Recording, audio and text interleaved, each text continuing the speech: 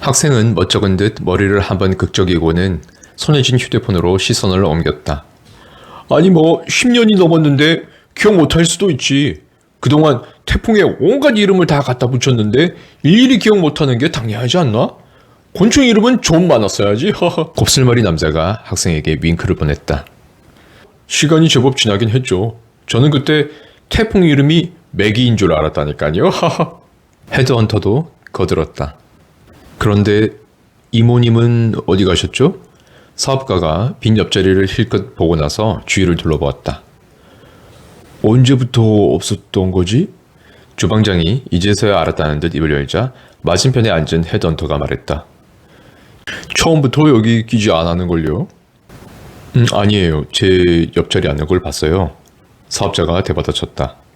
아니 뭐 화장실에 가셨겠죠. 아니면 뭐 또 다른 신메뉴를 준비하러 가셨나? 곱슬머리 남자가 쓸데없는 논란을 종식시켰다. 창밖에 불빛이 번쩍한 뒤 사라졌다. 그걸 지켜보던 사업가가 불현듯 입을 열었다. 여기 카페 이름이 뭐였죠? 다들 그제서야 이름이 궁금했던지 여기저기를 살폈다. 그날이라네요, 이름이. 헤드헌터가 테이블 위에 놓인 몇 장의 냅킨을 만지작거리며 그날이라 인쇄된 부위를 들어보였다. 그날. 이름 잘 지었네요. 그날은 사람마다 특정할 수 있는 날이 다르죠. 그날 하면 다들 자기만의 그 날에 묻어난 독특한 기억을 떠올리지 않나요? 사업가가 감성에 젖어 자신의 생각을 말하자 헤드헌터가 나섰다. 이 순간이 지나가고 나면 물론 우리는 흩어지겠지만 혹시라도 모이게 된다면 그날은 오늘이 되겠군요. 그런데 이름이 뭐죠? 옆에서 흘끗 도윤을 지켜보던 곱슬머리가 입을 열었다. 아, 성도윤입니다. 도윤 씨, 이름 좋네요. 그런데 어디 불편한 데라도? 아니요, 그냥 좀 이상해서요. 도윤의 대답에 곱슬머리는 집요하게 물었다. 이상한 점이라면? 그냥 여기 이렇게 앉아서 서로 얘기하고 있는 것이 뭔가 평범하지 않은 것 같았어요.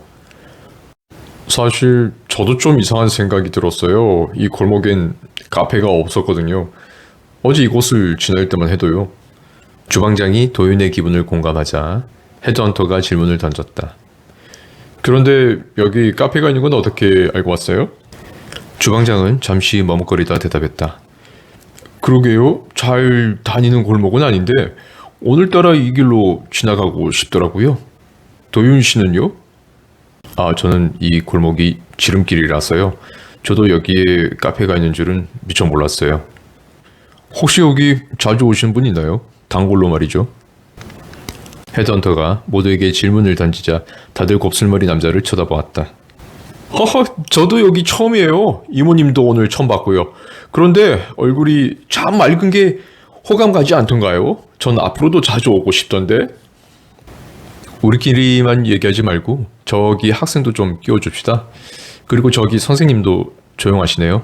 사업가가 노트북 화면만 뚜루저러 쳐다보는 소설가에게 시선을 던졌다. 그러자 소설가는 눈가에 잔잔한 주름을 만들며 눈빛을 반짝였다. 저는 괜찮으니 우리 어린 학생 얘기 좀 들어볼까요?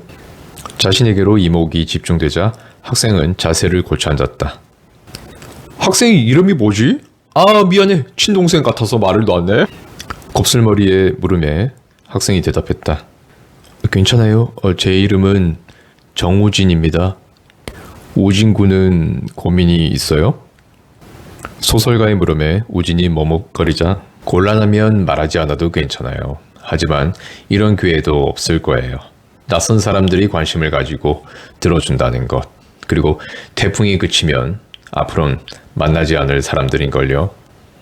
우진은 테이블 중간에 놓인 백설기에 시선을 고정한 채 입술을 오므렸다가 폈다. 오늘 죽으려고 했어요. 다들 혀가 얼어버리기라도 한 것처럼 침묵을 지켰다. 잠시 그들 사이를 흐르던 공기마저도 정체해버린 것 같았다. 괜찮아요. 계속 말해봐요. 뭐가 그렇게 힘들었나요? 소설가가 차분하게 말을 이끌어냈다. 아버지가 하던 사업이 망했거든요.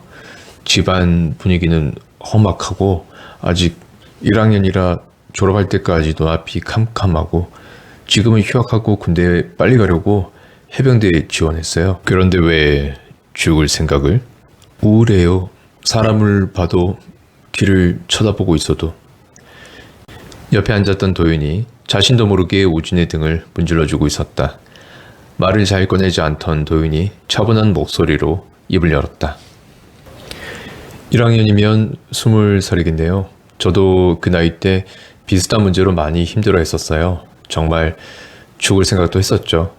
내가 보는 세상만 칙칙하게 덧칠된 것처럼 희망이라고는 보이지 않는, 이렇게 사는 것이 무슨 의미가 있을까. 소각이를 많이 했죠. 그런데 죽으면, 눈을 감아버리면 완전히 깜깜해지잖아요. 더 무섭지 않을까요? 죽는다는 것, 혹시 앞이 어두운 상태로 정신이 계속 살아있으면 이건 도무지 상상하기조차 싫은 일이죠. 도윤은 우진에게 고개를 돌렸다. 죽지 않는 게 낫죠. 도윤의 목소리에 가려져 있던 훌쩍거리는 소리가 올라왔다. 다름 아닌 그 쾌활하던 곱슬머리 남자가 겨우 참던 울음을 터뜨리며 테이블에 얼굴을 파묻었다. 얼굴을 가리고 있었지만 눈이 퉁퉁 붓진 않을까 싶을 정도로 꺼이꺼이 울어댔다. 그가 얼굴을 들고 한쪽 손바닥으로 이마를 괴자 사업가가 여러 장의 냅킨을 포개서 건네주었다. 곱슬머리 남자는 어느 정도 진정이 됐지만 여전히 어깨를 들썩였다. 미안해요. 남자는 코를 한번 시원하게 풀고 나서 수줍은 듯 입꼬리가 올라갔다. 갑자기 옛날 생각이 나서요. 저도 딱 저 나이 때 죽을 생각을 했었거든요. 정말 힘들었죠. 이제 나이도 먹고 극복했다고 생각했는데 저 친구 보고 있으니까 와르르 무너지고 말아. 곱슬머리 남자는 깊이 숨을 들이마셨다. 저도 그때 아버지 사업이 망해서. 이야기를 듣고 있던 조방장이 눈시울을 붉히며 말문을 열었다. 저도 비슷한 경험을 그 시기에 겪었는데 다들 동년배들인 것 같네요. IMF가 참 많은 사람들을 힘들게 했었죠.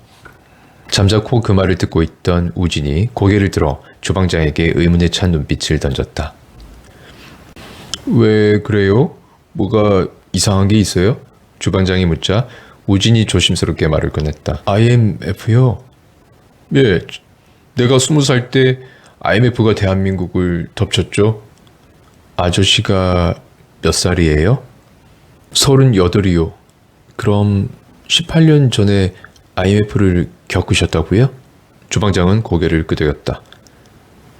지금 IMF가 터졌잖아요. 처음엔 도윤도 이 어린 학생이 정신적인 고통에 뭔가 혼란을 겪고 있다고 생각했다. 사실 주방장이 말하는 IMF와는 시기의 차이가 있었지만 그것은 12년 전의 일이었다. IMF는 97년 말에 터져서 98년이 최고조 아니었던가요? 사업가가 껴들었다. 다들 그 말에 수긍하였다.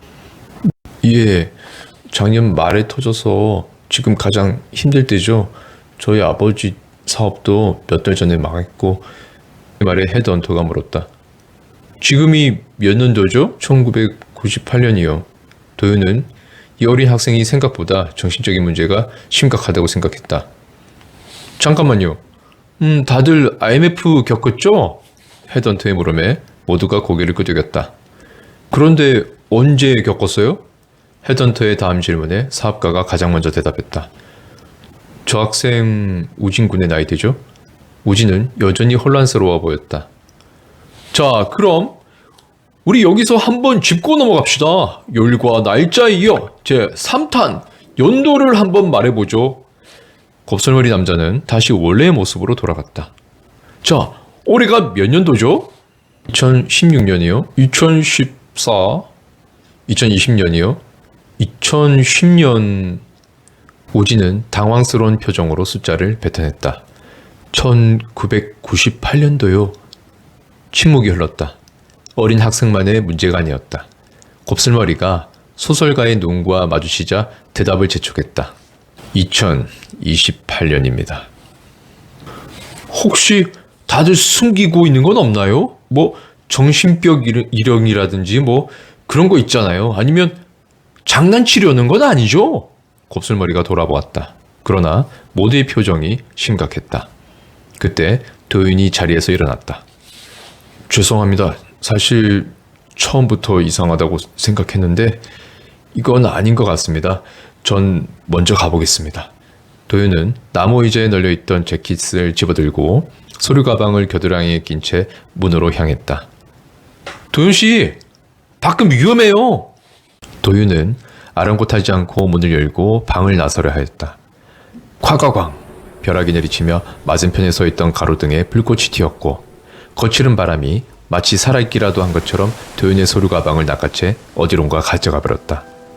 몸조차 가눌 수 없을 정도로 거센 바람을 느끼고서야 도윤은 발길을 돌렸다. 다들 자리에 앉아 도윤의 모습을 지켜보았다.